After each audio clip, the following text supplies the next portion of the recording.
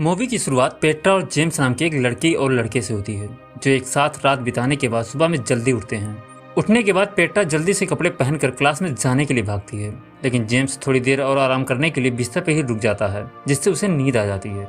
James जब दोबारा उठता है तो उसे क्लास में जाने के लिए देर हो चुकी होती है, इसलिए जेम्स जल्दी से तैयार होता है और तेजी से भागकर कॉलेज की तरफ जाता है। उधर कॉलेज में फिलॉसफी का टीचर मिस्टर जिमित जैसे ही क्लासरूम का दरवाजा बंद करने वाला होता है, तभी जेम्स दरवाजे के बीच में किताब को डाल देता है और दरवाजा खुलवाकर क्लासरूम के अंदर आ जाता है। आज का दिन कॉलेज का आखिरी दिन होता है और मिस्टर जिमित चाहते हैं कि स्टूडेंट उन्हें अपने फेवरेट थॉट एक्सरसाइज के बारे में बताएं जिनसे वो लोग गुजर चुके हैं। चिप्स नाम का एक स्टूडेंट इनफिनाइट मंकी थ्योरम का जिक्र करता है और बताता है कि यदि आप एक बंदर को टाइपराइटर और अनंत समय देते हैं तो वो इवेंटली होमलेट गेम को पूरी तरह बेहतरीन ढंग से शब्द दर शब्द टाइप कर देगा। जैक नाम का स्टूडेंट ट्रॉली प्रॉब्लम के बारे में जिक्र करता है और बताता है कि एक बेकाबू ट्रॉली कार तेजी से 5 लोगों की तरफ बढ़ रही है जो एक ट्रक से बंधे हुए हैं, लेकिन आप एक लीवर खींचकर ट्रॉली को दूसरे ट्रक पर लेकर जा सकते हैं जहां केवल एक ही आदमी बंधा हुआ है। बाकी के लोग जब ये सुनते हैं तो वे 5 लोगों को बचाने के लिए एक आदमी मरने देने को मर्डर बताते हैं और कहते हैं कि अगर स्थिति थोड़ा अलग होती तो क्या होता। इसके बाद जैक बताता है कि इस बार ट्रॉली को घुमाने के लिए कोई लीवर नहीं है, लेकिन ट्रैक के बगल में एक मोटा आदमी खड़ा है और आप कैलकुलेशन करते हैं कि उसका वजन ट्रॉली को ट्रैक से उतारने के लिए पर्याप्त है। तो क्या आप उसे ट्रॉली के सामने धकेल देंगे? वहां मौजूद सभी लोग कहते हैं कि बिल्कुल नहीं, क्योंकि पहले की तरह से ही अभी भी 5 लोगों को बचाने के लिए उन्हें एक आदमी का बलिदान देना होगा, जो कि बिल्कुल गलत है। जॉर्जिया नाम के एक स्टूडेंट को इग्नोरेंट ब्लिस पैराडॉक्स पसंद होता है, जिसमें एक लड़की यह चेक करने के लिए शहर के सबसे ऊंचे टावर से लटकती है कि क्या उसके दोस्त उसकी मदद करेंगे। हालांकि उसके दोस्तों को डर होता है कि अगर उन्होंने उसे ऊपर खींचने की कोशिश की तो खुद ही झटका खाकर नीचे गिर सकते हैं, इसलिए वो लोग पीछे हट जाते हैं और लड़की नीचे गिर जाती है। लेकिन नीचे गिरने के बाद भी वो लड़की जिंदा बच जाती है। अब सभी को आश्चर्य होता है कि क्या यह जानना वास्तव में बेहतर है कि उसके दोस्त उन्हें नहीं बचाएंगे या क्या अज्ञानता ही आनंद है। सभी की बातों को सुनने के बाद जिमित ये फैसला करता है कि वे स्कूल ईयर फिनिश करने के लिए एक आखिरी थॉट एक्सरसाइज करेंगे। वो सभी को बताता है कि आज मैं तुम सभी के आईक्यू लेवल का टेस्ट लेने वाला हूँ कि तुम्हारा दिमाग किस चीज को किस हद तक सोच सकता है।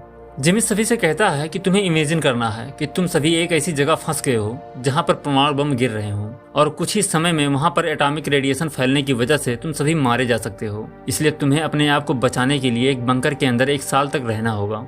जिमित ने न्यूक्लियर एक्सप्लोजन से घिरे एक एरिया का चित्रण करते हुए हर किसी को अपनी इमेजिनेशंस का यूज करने के लिए सीन का नरेटिंग करना शुरू करता है।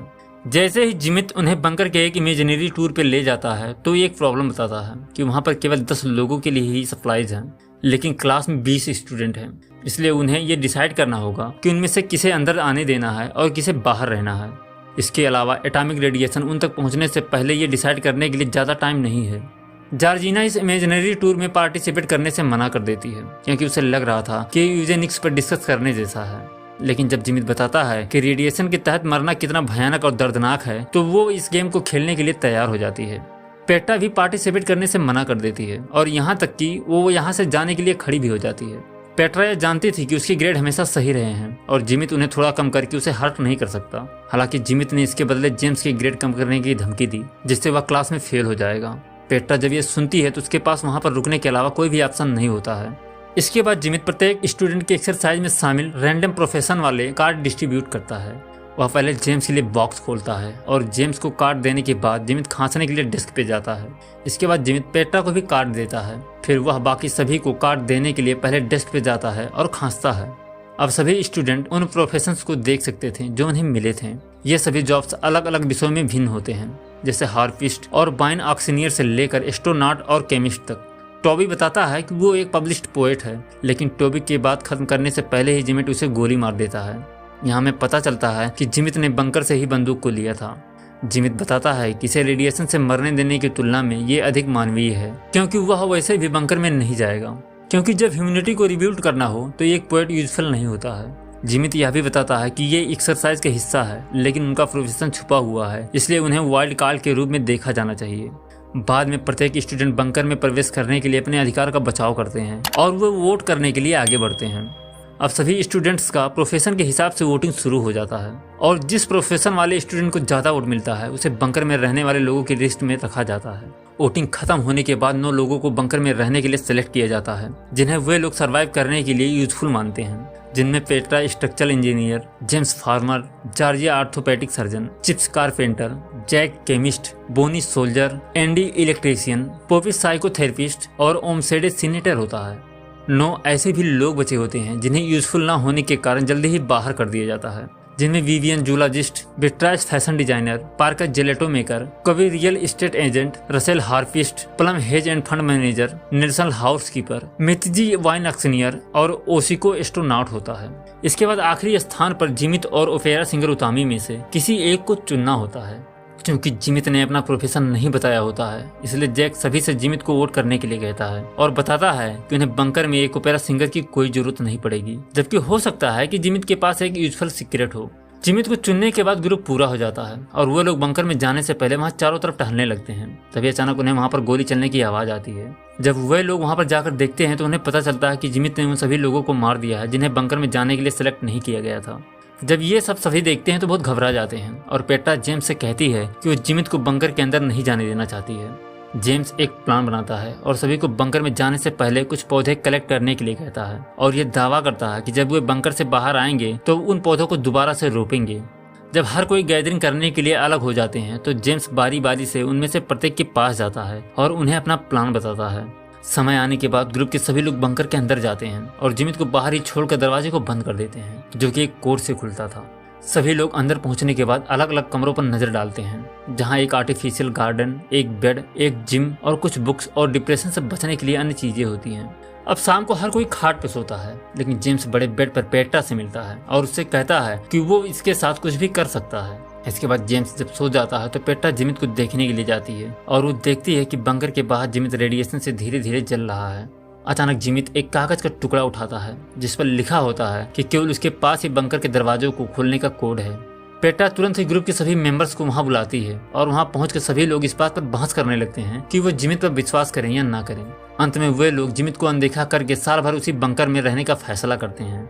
इसके बाद सभी स्टूडेंट बंकर में अपना दिन गुजारने लगते हैं और हर दिन पेट्रा जिमित को देखने के लिए बंकर के दरवाजे पे आती रहती है, जो धीरे धीरे सड़ रहा होता है और कभी कभी एक कुत्ता उसे खाने के लिए आया करता था। अब धीरे धीरे उन्हें बंकर में रहते हुए 1 साल पूरा हो जाता है, लेकिन जब वे लोग बंकर से बाहर निकलने के लिए दरवाजे को खोलने की कोशिश करते हैं तो उन्हें पता चलता है कि जिमित सही था, क्योंकि वो दरवाजा एक कोड से लॉक था। अब सभी लोग उस दरवाजे को खोलने के लिए बहुत कोशिश करते हैं, लेकिन कोई भी फायदा नहीं होता है। इसके बाद वे लोग अपने पास बचे हुए कुछ सामानों से कुछ और दिन सरवाइव करने की कोशिश करते हैं, लेकिन जल्द ही उनके सामान खत्म हो जाते हैं, जिससे वो लोग बंकर के अंदर ही मर जाते हैं। अब क्लासरूम में जिमित सभी को बताता है कि वो लोग इस एक्सपेरिमेंट में फेल हो चुके हैं। वो ये भी बताता है कि उसका प्रोफेशन एक बंकर बिल्डर था और उसी ने ही उस पार्टिकुलर बंकर को बिल्ड किया था, इसलिए वही एकमात्र ऐसा व्यक्ति था जिसके पास बंकर के दरवाजे को खोलने का कोड था। इसके बाद अब सभी स्टूडेंट एक बार फिर से ट्राई करना चाहते हैं और इस बार वे मोंट ब्रोवो को चुनकर एक नई जगह को इमेजिन करते हैं, जहां चारों तरफ ज्वालामुखी फट रहे थे और साथ ही चारों तरफ रेडिएशन फैला हुआ था। एक बार फिर जिमित बंदूक लेने के लिए बंकर की तरफ दौड़ता है, जिसे पेट्रा देख लेती है। इसके बाद क्लासरूम में जिमित फिर से सभी स्टूडेंट को उनके कार्ड्स को देता है, जहां हमें पता चलता है कि कार्ड एक दूसरी विशेषता को छिपाते हैं जो वोटों को इन्फ्लुएंस कर सकती है। जेम्स की विशेषता एक गे होती है, लेकिन फिर भी उसे कम वोटों के साथ अपने फार्मिंग नॉलेज के लिए एक्सेप्ट कर लिया जाता है। सर्जन जॉर्जिना एबोला वायरस के संपर्क में होती है, इसलिए इस बार उसे बाहर कर दिया जाता है। प्लम, जो कि एक हेड फंड मैनेजर होता है, वो हमेशा सोने का एक बैग लेकर ट्रेवल करता है, इसलिए उसे भी एक्सेप्ट कर लिया जाता है। चिप्स एक कारपेंटर होने के साथ साथ बांझ भी होता है, लेकिन अपने स्किल्स की वजह से उसे भी फिर से एक्सेप्ट कर लिया जाता है। स्ट्रक्चरल इंजीनियर पेट्रा एक इलेक्ट्रिकल इंजीनियर भी होती है, इसलिए वो बच जाती है। एंडी इलेक्ट्रीशियन ये रिवील करता है कि उसे एक बहुत ही रेयर बीमारी है जो किसी भी पल उसकी जान ले सकती है, इसलिए उसे रिजेक्ट कर दिया जाता है। पापी साइकोथेरेपिस्ट के बच्चे नहीं हो सकते थे, इसलिए उसे भी रिजेक्ट कर दिया जाता है। जूलॉजिस्ट विवियन सभी से कहता है कि वो पेट्रा को सपोर्ट करता है, इसलिए उसे भी रिजेक्ट कर दिया जाता है। केमिस्ट जैक जेनेटिक लॉटरी जीत जाता है, जिसका मतलब कि वो लंबे समय तक स्वस्थ और जिंदा रह सकता था, इसलिए उसे फिर से एक्सेप्ट कर लिया जाता है। रियल एस्टेट एजेंट कॉवी एक मिडवाइफ भी होता है और चूंकि उसने अपने डॉक्टर के रूप में जॉर्जिनिया को खो दिया था, इसलिए उसे इस बार गेम में रहने का मौका दिया जाता है। जेलेटो मेकर पार्कर के पास कोई अन्य विशेषता नहीं होती है, यानी कि हर किसी के पास 2-2 विशेषताएं हैं, इसलिए पार्कर को गेम से बाहर कर दिया जाता है। ओपेरा सिंगर उतामी के पास भी 2 विशेषताएं होती हैं और वो 7 भाषाएं बोल सकती थी, लेकिन 3 साल में उसके गले का ट्यूमर बढ़ जाएगा और उसे बात नहीं करने देगा, इसलिए उसे भी गेम से बाहर कर दिया जाता है। वाइन ऑक्सीनियर मितजी का IQ लेवल 200 होता है, फिर भी उसे फिर से रिजेक्ट कर दिया जाता है। फैशन डिजाइनर बिट्राइस बांस से औरतों के लिए कपड़ों का एक पॉपुलर ब्रांड बनाती है, लेकिन फिर भी उसे रिजेक्ट कर दिया जाता है। और आर्टिस्टिक हार्पिस्ट रसेल के साथ भी ऐसा ही होता है। सीनेटर ओमसेड सुप्रीम कोर्ट की फर्स्ट फीमेल चीफ जस्टिस थी, इसलिए उसे फिर से एक्सेप्ट कर लिया जाता है। सोल्जर बोनी के पास एडिटिंग मेमोरी होती है, इसलिए उसे एक बार फिर से गेम में एक्सेप्ट कर लिया जाता है। हाउसकीपर नेल्सन एक असाधारण काइंड पर्सन होता है, जो पहले तो गेम में हिस्सा लेने से मना करता है, लेकिन जब पेट्रा कहती है कि उन्हें और अधिक लड़कों की जरूरत है तो गेम में हिस्सा लेने के लिए मान जाता है। और ओमोसेडे कहती है कि उन्हें मिडिल क्लास से अधिक कठोर और मजबूत वर्करों की जरूरत है। जब पोएट टोबी अपनी विशेषता को मेंशन करने वाला होता है, तभी जिमित उसे गोली मार देता है और कहता है कि इस बार टोबी की जगह मैं पोएट बनूंगा, क्योंकि अभी भी ग्रुप के लोगों को बंकर का दरवाजा खोलने का कोड नहीं पता है। इसके बाद जिमित जॉर्जिना को एक ट्रक की चाबी देता है और जो गेम से बाहर हो गए थे वे तुरंत खुद को बचाने के लिए ट्रक में बैठकर भागने लगते हैं, लेकिन दुर्भाग्यवश थोड़ी दूर जाने के बाद वे लोग ज्वालामुखी की चपेट में आ जाते हैं और मारे जाते हैं।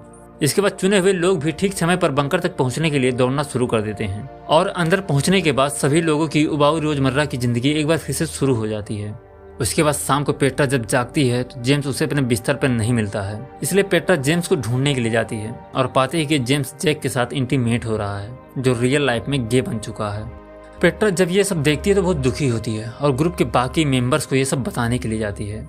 जब सभी लोग पेट्रा की इस बात को सुनते हैं तो ये फैसला करते हैं कि ये डिस्कस करने का समय नहीं बल्कि जनसंख्या बढ़ाने का समय है। इसके बाद वे लोग अपना अपना पार्टनर चुनने लगते हैं। चूंकि चिप्स बाज होता है, इसलिए उसे मदद करने की कोई जरूरत नहीं होती है, जबकि जैक और जेम्स इस प्रतियोगिता में भाग लेने से मना कर देते हैं, क्योंकि वे बच्चा पैदा करने के लिए एक औरत के साथ इसका दिखावा भी नहीं कर सकते थे। बोनी अपना पार्टनर कॉबी को और ओमसेडे अपना पार्टनर नेल्सन को चुनती है। इसके बाद पेट्रा जेम्स से बदला लेने के लिए जिमित के साथ बच्चा पैदा करना एक्सेप्ट कर लेती है और जेम्स को नज़रअंदाज करके उससे कहती है कि वो अब से उससे बहुत प्यार करती है। अब धीरे धीरे 10 हफ्ते बीत जाते हैं, लेकिन तीनों जोड़ों में से कोई भी लड़की प्रेग्नेंट नहीं होती है, जिसके बाद जिमित बताता है कि उन्हें लड़कियों को प्रेग्नेंट करने के लिए अपने पार्टनर को बदलना चाहिए, यानी कि लड़कियों को प्रेग्नेंट करने के लिए कई पार्टनर होने चाहिए। बोनी जब ये सुनती है तो ऐसा करने से मना कर देती है और कहती है कि वे चीज़ों को सुलझाने के लिए लॉजिक को बहुत आगे ले जा रहे हैं और इसमें उसकी सहमति खत्म नहीं होनी चाहिए। इसके बाद जिमित वहाँ से चला जाता है और हाथ में बंदूक लेकर फिर से वापस आता है। जिमित सभी के ऊपर बंदूक को तान देता है और बोनी को छोड़कर बाकी सभी को कमरे से बाहर जाने की धमकी देता है। इसके बाद ग्रुप के सभी लोग वहाँ से भाग जाते हैं, लेकिन जैक कमरे के एक कोने में छिप जाता है। इसके बाद जैसे ही जिमित का ध्यान भटकता है तो जैक उस पर हमला कर देता है और उसके हाथ से बंदूक को नीचे गिरा देता है। बंदूक जैसे ही नीचे गिरता है तो बोनी तुरंत ही उसे उठा लेती है और जिमित के ऊपर तान देती है, लेकिन वो लोग तब तक लड़ते रहते हैं जब तक कि जिमित जैक पर हावी नहीं हो जाता है। इसके बाद जैक अपना बचाव करने के लिए जिमित के कान पर पेन से हमला कर देता है, जिससे जिमित को बहुत गुस्सा आ जाता है और वो सामने के दरवाजे पे जाकर उसे खोलने के लिए कोड को डाल देता है। दरवाजा खुलते ही ज्वालामुखी बंकर के अंदर आ जाता है, जिससे बंकर के अंदर मौजूद सभी लोग मारे जाते हैं, यानी कि क्लास एक बार फिर से एक्सरसाइज में फेल हो जाता है। नेक्स्ट सीन में क्लासरूम को दिखाया जाता है, जहां जेम्स अब और अधिक सस्पिशियस हो जाता है और जिमित के एक्सरसाइज के मोटिव पर सवाल उठाता है। वो जिमित के उस अजीब खांसी का जिक्र करता है जो उसे तब आई थी जब उसने जेम्स और पेट्रा को उनके रोल्स को सौंपा था और उसके बाद उसे खांसी नहीं आई। इतना कहने के बाद जेम्स अचानक डेस्क के पास जाता है और बॉक्स को लेकर क्लासरूम के बाहर चला जाता है। जेम्स जब इस बॉक्स को चेक करता है तो उसे पता चलता है कि बॉक्स में छिपे हुए डिब्बे हैं और जेम्स ने खांसने के बहाने से जेम्स और पेट्रा के कार्ड को बदल दिया था, जिसका मतलब कि वो जब भी बॉक्स से कार्ड को निकालता तो उन्हें एक ही रिजल्ट मिलता था। जेम्स जब ये सब जानता है तो जिमित से पूछता है कि वो उससे विशेष रूप से नफरत क्यों करता है, जिसके बाद जिमित प्लेटो की गुफा के एल्गेरी को सामने लाता है। इस एल्गेरी में एक आदमी अपना पूरा लाइफ एक दीवार से बंधा हुआ जीता है। वो ये मानते हुए केवल परछाइयाँ देखता है और गूंज सुनता है कि रियलिटी वास्तव में ही ऐसे ही दिखती है और सुनाई देती है। फिर एक दिन जब वो आदमी बंधन से मुक्त हो जाता है तो उसे पता चलता है कि परछाई उसके बॉडी के कारण और गूंज आवाज़ों के कारण से हो रही थी।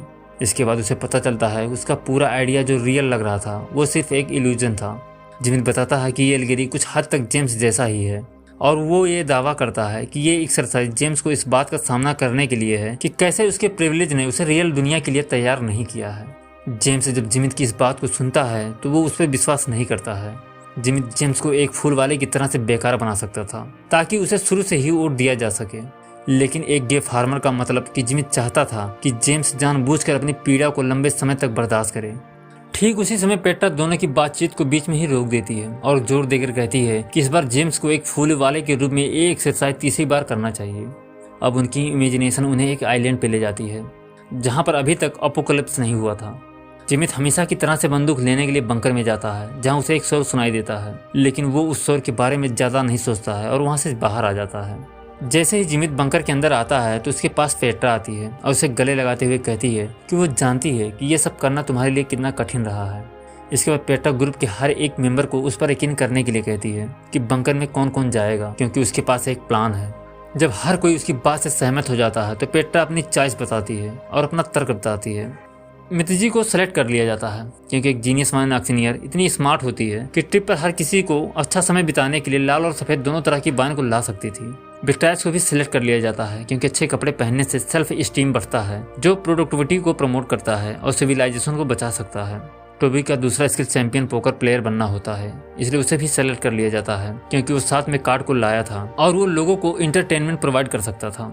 रसेल भी इसलिए सेलेक्ट हो जाता है क्योंकि बहुत से लोग आर्टिज्म को एक गिफ्ट मान रहे थे। केवल जॉर्जिना ही इबोला के संपर्क में आई थी, लेकिन उसके पास इसका प्रूफ नहीं होता है, इसलिए पेट्रा उसके लिए प्रे करने का वादा करते हुए उसे भी बंकर के अंदर ले जाती है। ओपेरा सिंगर उतामी 3 साल में गूंगी हो सकती थी, लेकिन अभी उसकी सिंगिंग से हर कोई सो सकता था, इसलिए उसे भी सेलेक्ट कर लिया जाता है।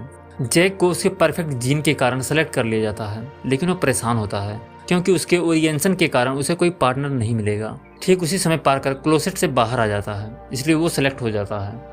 इसके बाद जब केवल 2 ही स्पॉट शेष बचे होते हैं तो पेट्रा जेम्स को सेलेक्ट कर लेती है। जैसे ही सेलेक्ट हुए लोग बंकर में इंटर करते हैं तो क्लास में हर कोई एक टीम के रूप में साथ बैठ जाता है। जिमित हमेशा से शिकायत करता रहा था और प्रत्येक चॉइस के साथ वो पेट्रा के ग्रेड को फेल होने की हद तक कम कर देता है, लेकिन यूजलेस लोगों को बंकर में इंटर होते हुए देखकर वो इसे खो देता है और अपनी बंदूक से उन्हें मारने के लिए अपने बैग में हाथ डालता है, पर बैग में बंदूक नहीं होता है। यहाँ हमें पता चलता है कि जब पेट्रा ने उसे गले लगाया था तब उसने उसके बैग से बंदूक को चुरा लिया था। पेट्रा उसकी बंदूक को उसे वापस दे देती है और जैसे ही जिमित अपनी बंदूक को पाता है तो सभी को मारने के लिए ट्रिगर को दबा देता है, लेकिन उसमें गोली नहीं होती है। पेट्रा जिमित को 2 गोलियां देती है और कहती है कि वो नहीं चाहती कि उसे पिछली बार की तरह कष्ट सहना पड़े, लेकिन ठीक उसी समय जेम्स एक राइफल को जिमित के ऊपर तान देता है और उसे धमकी देता है। यहाँ हमें पता चलता है कि जब जिमित बंकर के अंदर बंदूक को लेने के लिए गया था तब वहाँ पर जो उसने शोर सुना था वो जेम्स की वजह से हो रहा था, क्योंकि जेम्स भी उसी समय बंकर के अंदर बंदूक को लेने गया था। इसके बाद जिमित जेम्स के पास राइफल को देखकर कहता है कि तुम मुझे नहीं मार सकते, क्योंकि मेरे अलावा बंकर से बाहर निकलने का कोड किसी को नहीं पता है। तभी बोनी सभी को बताती है कि उसे बंकर के डोर को खोलने का कोड पता है, और ये उसे तब पता चला जब सेकंड राउंड में जिमित ने दरवाजे पे कोड डालकर उसे खोला था। जिमित जब ये सुनता है तो उसे बहुत गुस्सा आता है और वो वहाँ से चला जाता है। इसके बाद पेट्रा आखिरी स्लॉट में अपनी जगह पर बोनी को भेजने के लिए कहती है, लेकिन बोनी ऐसा करने से मना कर देती है, जिसके बाद पेट्रा अपनी जगह पर चिप्स को भेज देती है।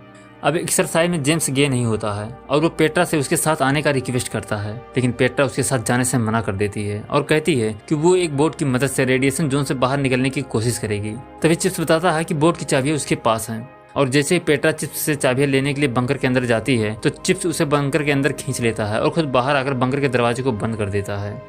चिप्स ग्रुप के बाकी मेंबर्स के साथ आइलैंड के बाहर निकलने के लिए नाव की तरफ भागता है और फिर सभी नाव में बैठकर वहां से निकल जाते हैं। इसके बाद बंकर के अंदर पेट्रा और बाकी सभी मौज मस्ती के साथ 1 साल बिता लेते हैं, और जब वे 1 साल बाद बंकर के बाहर आते हैं तो उन्हें पता चलता है कि इस आइलैंड पर कभी बम गिरे ही नहीं थे। क्लास में जिमित सभी को बताता है कि तुम सभी मारे जाओगे, क्योंकि तुम में से किसी के पास आइलैंड पर जिंदा रहने के लिए टेक्निकल स्किल्स नहीं है। लेकिन पेट्रा बताती है कि उनका लाइफ भले ही छोटा होगा, लेकिन कम से कम वे अच्छे और खुश तो होंगे, और जब उनकी मौत आएगी तो वो अपने मौत का स्वागत करने के लिए हमेशा तैयार रहेंगे। अचानक एक रॉकेट बीच पे आकर गिरता है और जेम्स उसे डेटोनेट करने के लिए उसके पास जाता है।